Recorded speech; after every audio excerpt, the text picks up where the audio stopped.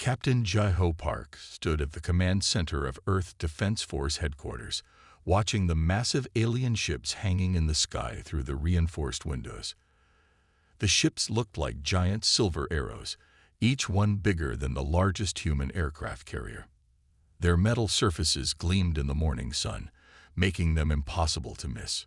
"Sir, they're broadcasting again," said Lieutenant Du Yun, his fingers moving quickly across the computer screen. "Same message as before." Jai-Ho nodded, his face staying calm even though his heart was racing. The aliens, who called themselves the Ravathi, had arrived 3 days ago. Their message was simple: Earth would give up all its weapons, or they would take them by force. "Put it on the main screen," Jai-Ho ordered. The huge display lit up, showing the alien leader. High Commander Engstall looked almost like a tall, thin human wearing a silver environment suit, except for the 4 eyes arranged in a diamond pattern on their face. "People of Earth," Engstall spoke in perfect English, their voice deep and smooth. "Your time to decide has ended. We have detected your nuclear weapons, your armies, and your hidden military bases. As members of the Galactic Council, we cannot allow a Deathworld species to keep such dangerous tools." Jai-Ho watched as pictures appeared on the screen, showing Earth's military bases, weapon stockpiles, and even secret underground bunkers. "The Ravathi have found everything. They really can see it all," whispered Officer Myray, standing next to Jai-Ho. Her hands were tight on the edge of her control panel. The world's governments had spent the last 3 days arguing, planning, and trying to find a way out. But the Ravathi's technology was too advanced. Their ships could stop nuclear missiles in mid-flight. Their shields could block any weapon Earth had. Even their smallest scout ships could destroy an aircraft carrier without getting a scratch. "Captain Park," called General Han through the secure video line, "the Security Council has made their decision. We're accepting their terms." Jai-Ho felt his stomach sink, but he understood. Fighting would only get more people killed. "Yes, sir. I understand." The next few hours were hard to watch. Ravathi ships descended from the sky, using strange blue beams to lift tanks, missiles, and weapon stockpiles into their cargo holds. They took everything: guns, bombs, even military knives. Their sensors could find any hidden weapons, no matter how well they were hidden. But as Jai-Ho watched, he noticed something strange. The aliens were only taking things they saw as weapons. They ignored construction tools, farming equipment, and industrial chemicals. They left behind baseball bats, kitchen knives, and gardening tools. They didn't understand that humans could make weapons out of almost anything. "Look at how careful they are with the guns," Jai-Ho said quietly to Mirai. "They're treating them like they're more dangerous than the industrial acid tanks in the chemical plant next door." Mirai nodded slowly, starting to understand. They think weapons are only things made to be weapons. As the day went on, Jai-Ho noticed more things. The Ravathi wore environmental suits all the time, even inside their ships. They moved carefully, like they were afraid of getting hurt. When one of them bumped into a desk, they checked their suit for damage right away. "Their homeworld must be very different from Earth," Jai-Ho said, making notes on his tablet. "They're not used to gravity this strong. And they're not used to." He looked out the window at the rain starting to fall. "They're not used to dealing with nature." That evening, after most of Earth's military weapons were gone, High Commander Engstall made another announcement. "Your world is now safer," they said. "We will stay to make sure you don't make new weapons. This is for the good of the galaxy." But Jai-Ho saw something the aliens had missed. Humans didn't become one of the galaxy's few Deathworld species by depending on weapons. They survived because they were smart, strong, and able to adapt. Taking away their guns and bombs didn't make them harmless. It just meant they would find new ways to fight. As he walked home that night, Jai-Ho passed a construction site. He saw hammers, nails, steel pipes, and bags of concrete mix. In the nearby stores, he saw cleaning supplies, fertilizer, and common chemicals. In people's garages, he saw tools, sports equipment, and yard care items. The aliens had taken the weapons but left behind everything humans could use to make new ones. They think they've made us safe, Jai-Ho said to himself, watching another Ravathi ship pass overhead. They don't understand that humans don't need weapons to be dangerous. We just need our minds. He took out his phone and started sending messages to other military leaders he trusted. The aliens might have taken their weapons, but they had forgotten something important. Humans had spent thousands of years fighting before they invented guns, and those ancient skills hadn't been forgotten. The Ravathi thought they were making Earth peaceful. Instead, they were about to learn why taking weapons away from Deathworlders was a very, very bad idea. That night, as the alien ships patrolled the quiet skies, humans around the world began to remember old skills. They looked at everyday objects with new eyes. And in secret, they started planning. The aliens had taken their weapons, but they hadn't taken their knowledge, their strength, or their determination. Most importantly, they hadn't taken their ability to turn anything into a weapon. Jai-Ho smiled as he watched the Ravathi ships flying overhead, their crews feeling safe and superior in their advanced technology. They thought they had disarmed humanity. They were about to learn how wrong they were. Lieutenant Hae-Nul Kim watched the Ravathi patrol pass by his apartment building. 3 months had passed since the aliens took away Earth's weapons. The silver-suited figures moved slowly in Earth's gravity, their energy rifles held ready. Hae-Nul smiled. He had spent these 3 months studying the aliens, and he had found something very interesting. "Come in," he said quietly when someone knocked on his door. 4 people entered, all former military members who now worked regular jobs. They gathered around his kitchen table, speaking in whispers. "Show them," Hae-Nul said to Mi-Jin, a former lab technician. She opened her bag and took out a torn piece of alien environment suit. They had found it after a Ravathi patrol member caught their suit on a broken fence. "Look at how thin it is," Mi-Jin said, holding up the silvery material. "They wear these suits all the time because they can't survive in Earth's environment. And the material tears easily." Hae-Nul picked up a wooden splinter from his table. "This is from a regular wooden board. It can tear their suits. And once their suits are torn..." He let the words hang in the air. Everyone understood. The aliens needed their suits to breathe. "But their sensors scan everything," said Dong-il, who used to be a surgeon. "How can we fight them without them detecting weapons?" Hae-Nul stood up and walked to his kitchen. He opened a cabinet and took out regular items: salt, vinegar, baking soda, cleaning supplies. They scan for energy signatures and metal weapons, but they don't scan for simple chemicals. They don't check for wooden tools. They think these things are too primitive to be dangerous.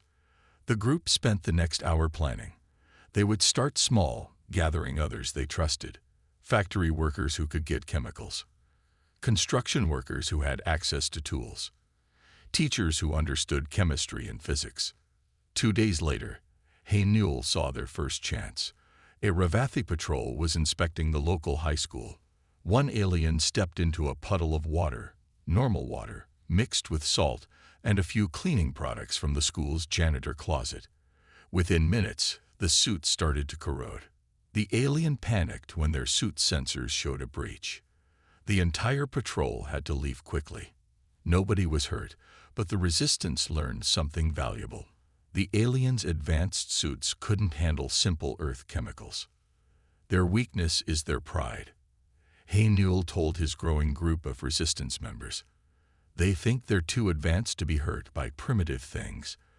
They scan for complex weapons but ignore simple tools. The resistance grew carefully. They worked in small groups, sharing information through word of mouth and simple codes. They left messages written in children's chalk, looking like hopscotch games, but actually marking where alien patrols were weakest. Hae-Nul's apartment became their planning center.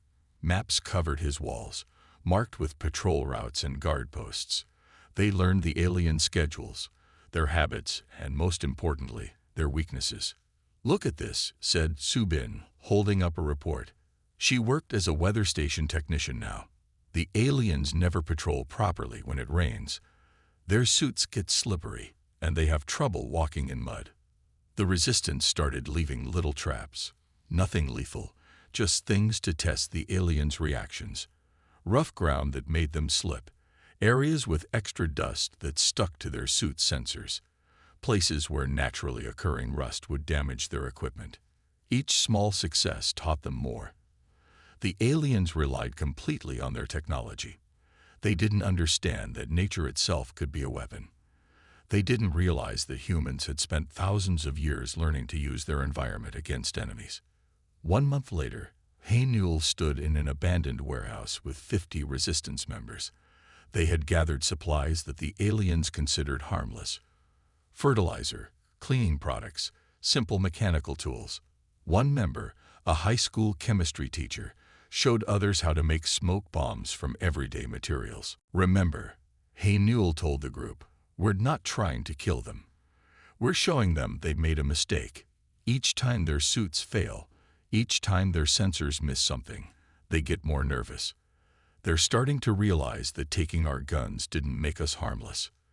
The Resistance's actions were always small but effective. They found ways to disrupt alien communications using simple radio interference. They discovered that certain local plants produced sap that could cloud alien sensor visors. They learned that even something as simple as a slingshot could crack an alien suit's view panel if the rock hit the right spot. One evening, Newell received an encrypted message from Captain Jaho Park. The message was hidden in a public sports schedule, but Newell knew how to read it. Other resistance groups were forming around the world. Each had found their own ways to fight back using simple tools and materials. "Sir," said Mei-Jin, rushing into the warehouse one day, "the aliens have started wearing double-layer suits. They're getting scared." Newell nodded. "Good.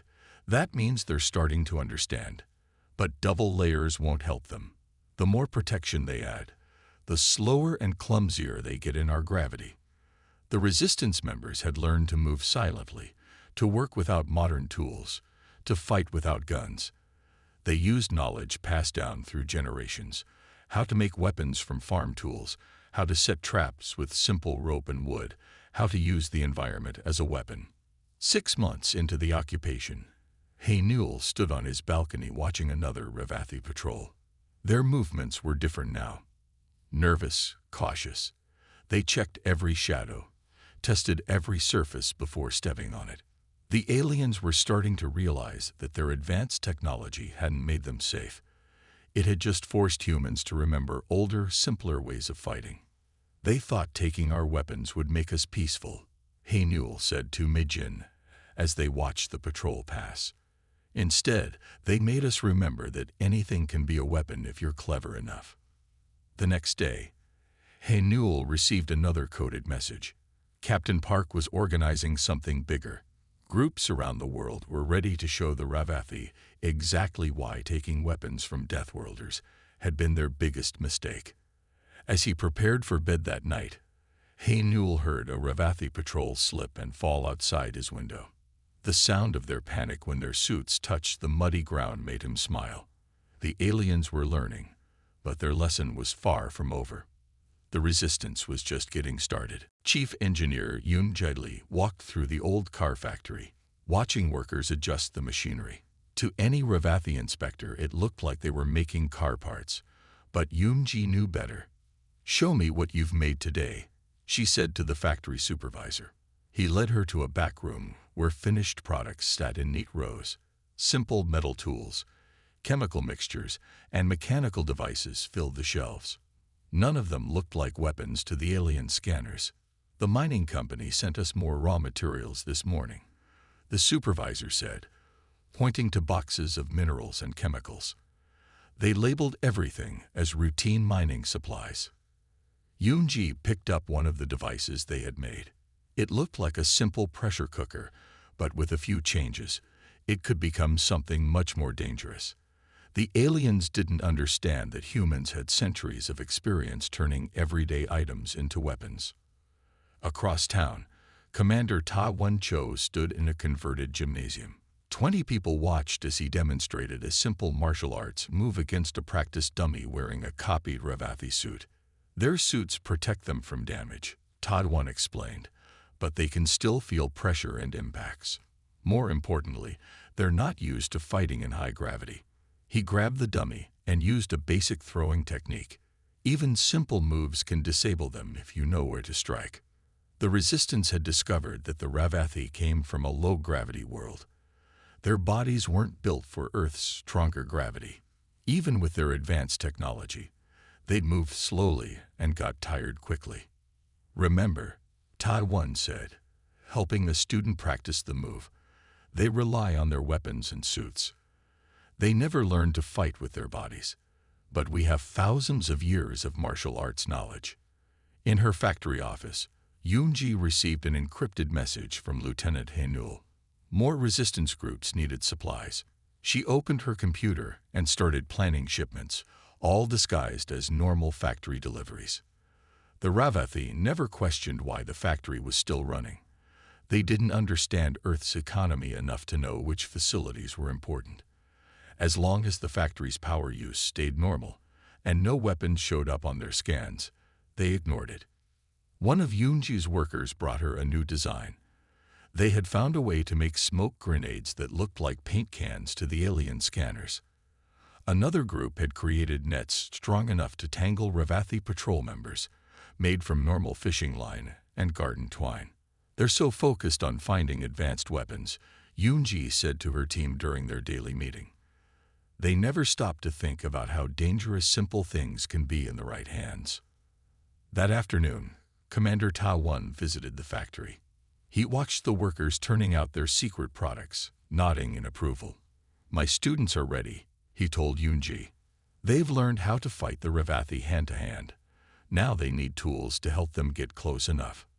Yoonji showed him their latest creation, balls made of special clay that would stick to Ravathi suit sensors and blind them.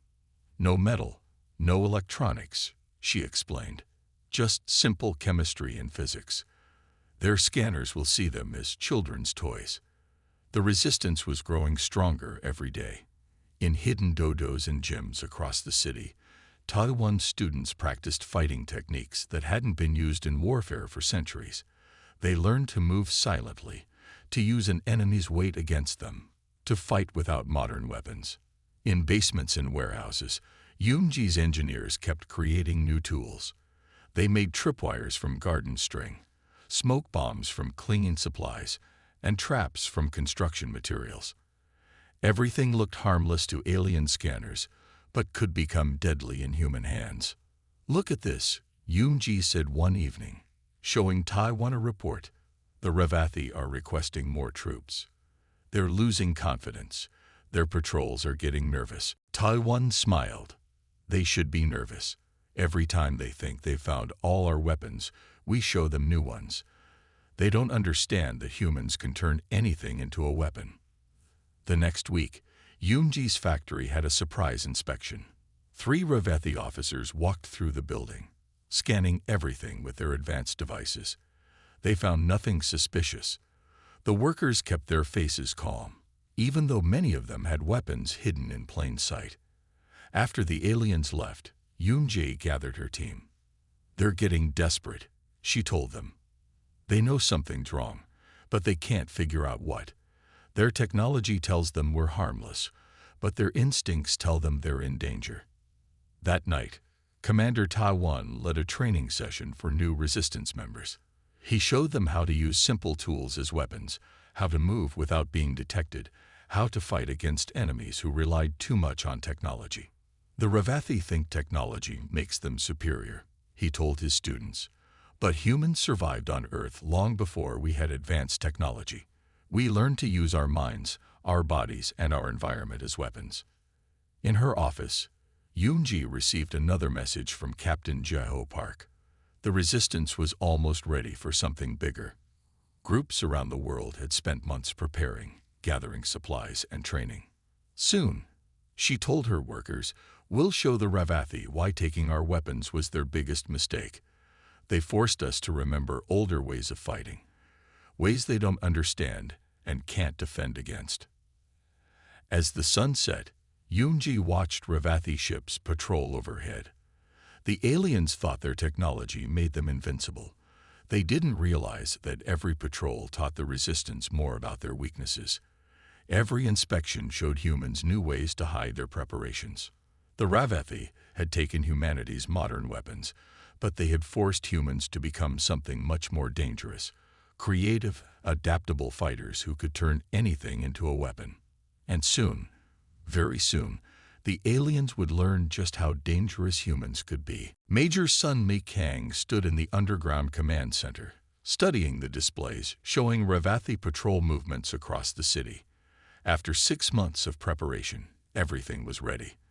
The Resistance had spent months learning how the alien scanners worked, and more importantly, what they couldn't detect. "Status report," she said to her communications team. The room was filled with ordinary computers and phones, nothing that would alert the aliens' advanced sensors. "All teams are in position," replied Officer Jinwoo. "Chief Engineer Yoonji's factories have delivered the supplies. Commander Ta-Won's fighters are ready." Sun Mi looked at the clock. In 10 minutes, the Resistance would show the Ravathi exactly what humans could do without modern weapons. "Send the signal," she ordered. Across the city, Resistance members received simple text messages that looked like spam advertisements. But they knew what the messages meant. It was time to begin. The first part of their plan started at a construction site. A Ravathi patrol walked past, their scanners showing nothing dangerous. They didn't notice the simple rope tripwire. When one alien fell, their suit hit the ground hard. The impact wasn't enough to break the suit, but it triggered the next phase. As the patrol helped their fallen member, they didn't see Resistance members dropping small clay balls around them. The balls looked like children's toys to their scanners. But when the balls broke, they released a mixture of household chemicals that quickly corroded the alien suit sensors. "First target disabled," reported Jinwoo. "Their emergency signal is exactly what we expected." Sun Mi nodded. The fallen patrol would call for help. More Ravathi would come to investigate. Everything was going according to plan. Across town, Commander Ta-Won's fighters put their training to use. They approached the disabled patrol silently, using moves practiced for months.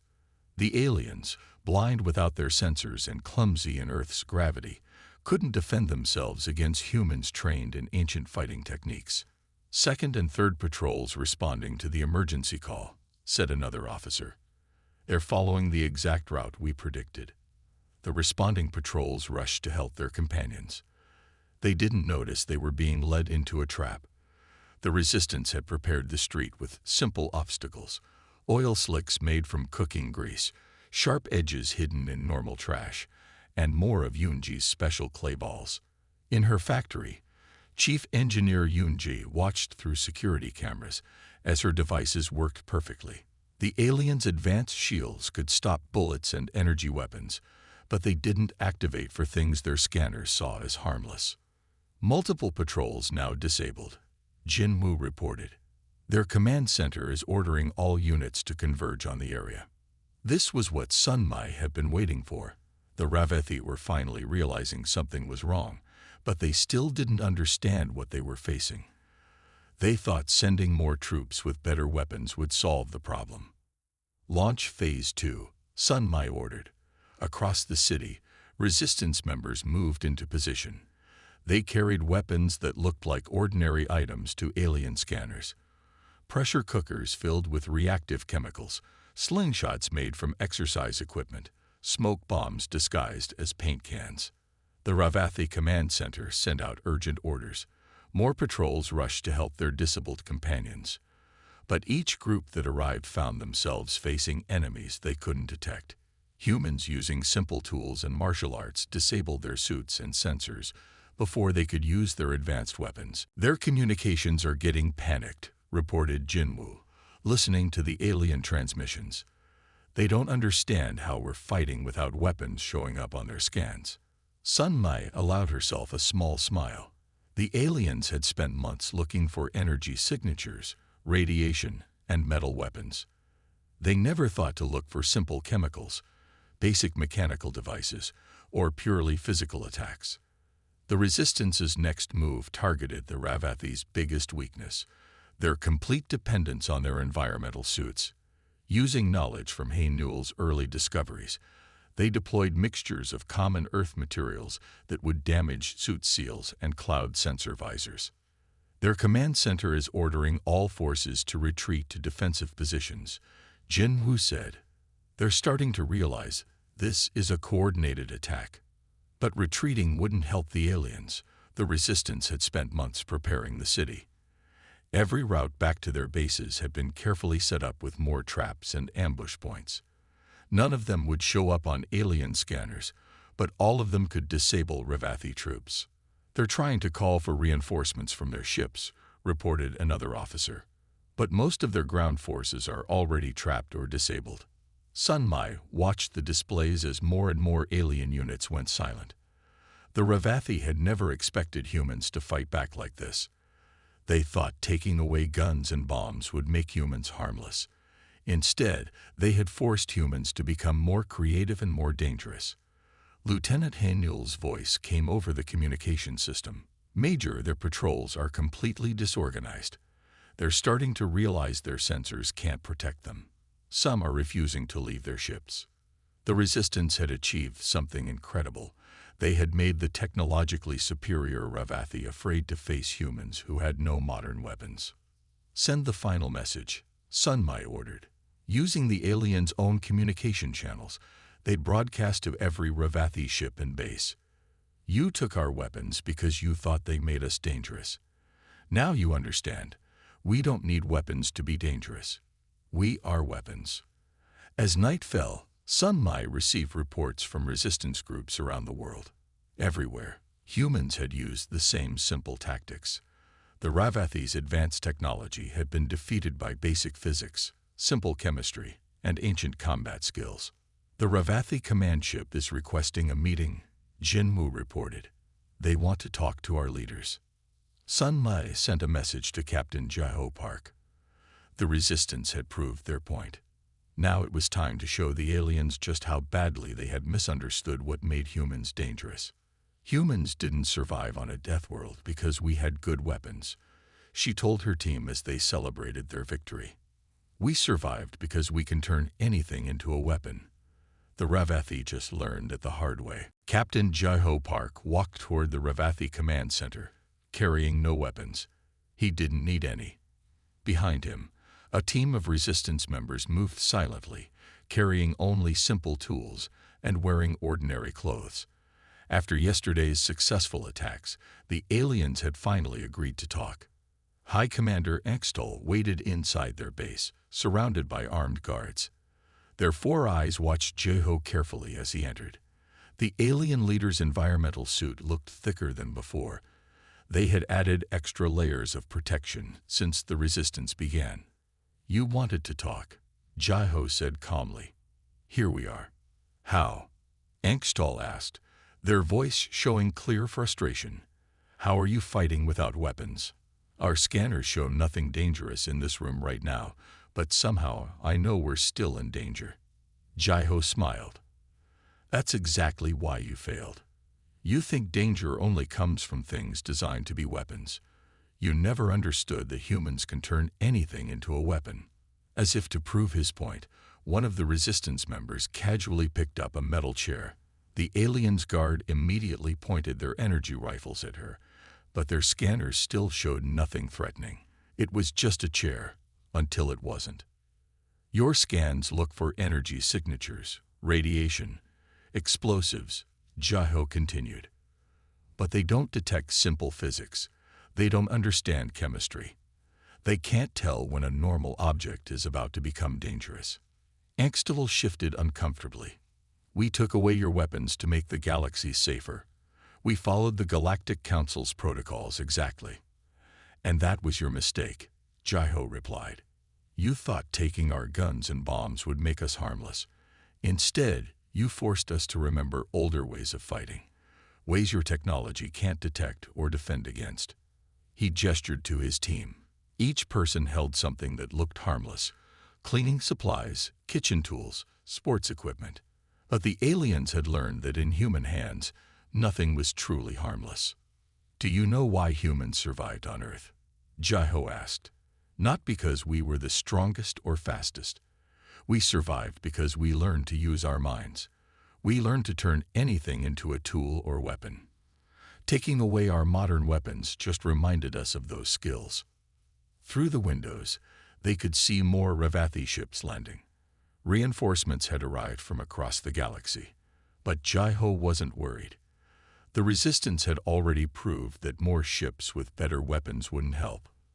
Your soldiers are afraid now, Jaiho said. They don't want to leave their ships. They know their scanners can't protect them.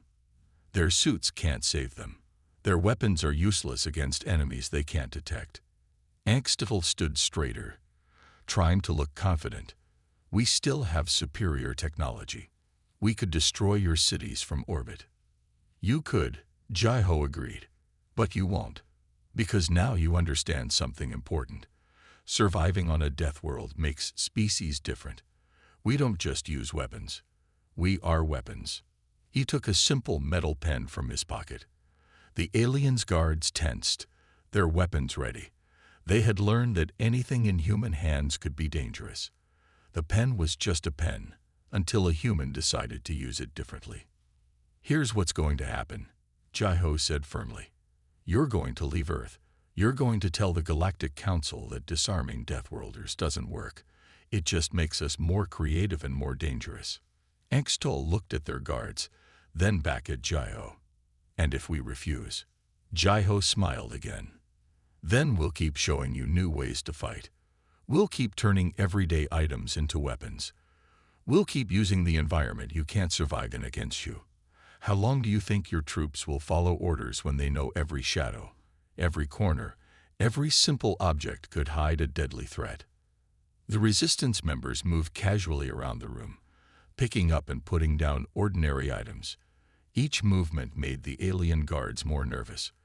They had learned that humans didn't need special weapons to be lethal. The Council thought taking away our weapons would make us safer, Jaiho continued. They didn't understand that humans became dangerous long before we invented guns. We survived ice ages with stone tools. We hunted giant animals with wooden spears. We built civilizations using simple machines. He placed the pen on the table between them. You can take away our modern weapons, but you can't take away the knowledge and skills that let us survive on a death world. You can't remove our ability to adapt and create. Angstifel was quiet for a long moment. Finally, they spoke. The Council will want an explanation. Tell them the truth, Jaiho replied. Tell them that taking weapons from Deathworlders doesn't make them less dangerous. It just reminds them of all the ways they learned to survive before they had advanced technology. The alien leader looked around the room one more time, at the humans holding simple items that could become weapons in seconds, at the ordinary objects that their advanced scanners said were harmless but could disable or kill their troops in the right hands. We will leave, Angstifel said finally. The Council will receive our report about why Deathworlders should keep their weapons. It's safer that way. Jaiho nodded. Much safer. For everyone. As the Ravathi prepared to leave Earth, Jaiho watched their ships take off from his office window. Lieutenant Hainul, Chief Engineer Yunji, Commander Tadwan, and Major Sunmai stood with him. They'll remember this, Sunmai said. The whole galaxy will learn from their mistake. They should, Jaiho replied. They should remember that taking weapons from humans doesn't make us harmless. It just reminds us that we don't need special weapons to be dangerous. The last Ravathi ship disappeared into the sky, leaving Earth to its dangerous inhabitants. Humans would keep their weapons now, not because they needed them, but because taking them away only made humans more creative, more resourceful, and more deadly. The galaxy had learned an important lesson. On a death world, everything is a weapon if you're clever enough to use it that way.